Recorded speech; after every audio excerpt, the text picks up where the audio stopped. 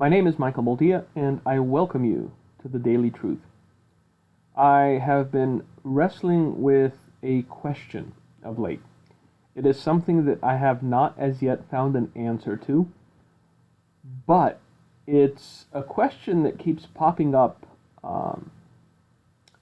ever so often, seeing what I am seeing within the church.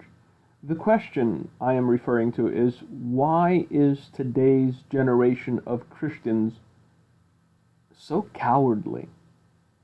There is no nice way to put it. There is no way to make the word coward seem more palatable, even if I wanted to try, which I don't.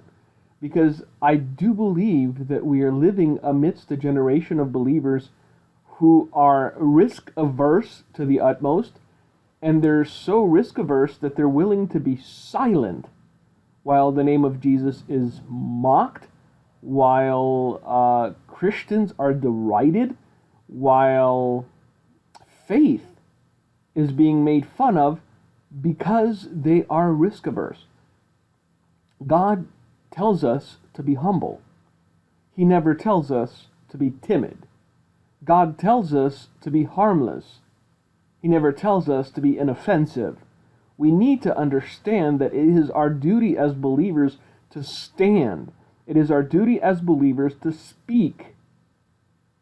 It is our duty as believers to defend the gospel. It is our duty as believers to call sin sin. It is our duty as believers to not try to whitewash what cannot be whitewashed, not try to water down what cannot be watered down, and not try to acquiesce to the darkness because we just don't want to deal with the blowback.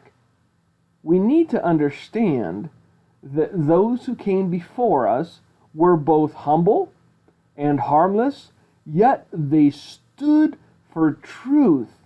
They stood for holiness. They stood for Christ, even at the cost of their very lives. It's something that we should ponder the next time we choose cowardice over saying something. It's something that we should ponder the next time we choose to just, keep our head low and not say anything for fear of the world's backlash. Look, the world's going to attack you regardless. Let's just call a spade a spade. Let's put it out there. No matter how quiet you are, no matter how much you try not to, poke your head out of the sand and see what's going on around you, the world will inevitably and eventually attack you.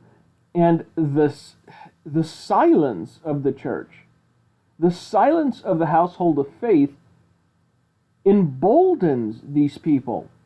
It emboldens them to attack. It emboldens them to try to make something out of nothing. Just recently, there's this show my wife watches. She is an interior designer, so she loves shows about interior designing, I guess. And there's this family out in Texas, Christian family, godly family, by all accounts, that does interior designs, and some unscrupulous, shameless, just nasty piece of work at some publication tried to make these people out to be like the worst human beings because they go to a church that, oh my Lord, supports traditional marriage and believes that marriage is between a man and a woman. Look, we need to stand up to these snarky sycophants. We need to put our foot down and say, hey, shut up.